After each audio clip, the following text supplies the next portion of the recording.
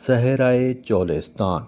आज मैं आप दोस्तों को सहराए चोलिस्तान की सैर और मालूमात सहराए चोलिस्तान की देने जा रहा हूँ, तो मेरे साथ रहें। बिस्मिल्लाहिर्रहमानिर्रहीम। अस्सलाम वालेकुम। Welcome to my YouTube channel Pakistan traveller and Facebook page.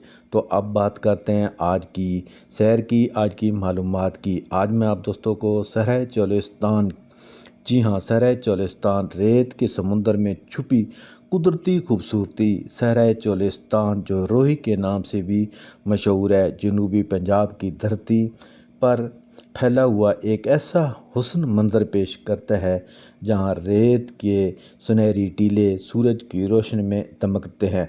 दूर दूर तक फैले हुए ये रेत के मैदान कुदरत की खामोश खूबसूरती और अज़मत का जीता जागता मंज़र पेश करता है। सुबह के वक्त हल्की नीली रोशनी में सहरा का मंज़र एक ख्वाब की मानद है, जबकि शाम के वक्त डूबते सूरज की सुर्खी में रेत के टीले सुनहरी चादर ओढ़ लेते हैं और तेज़ हवाओं में उड़ती रेत ऊँटों के काफ़िले और रवायती लिबास में मलबूस मकामी बाशिंदे सहराए चोलिस्तान को एक ज़िंदा सकाफ़त का तस्वुर बना देते हैं।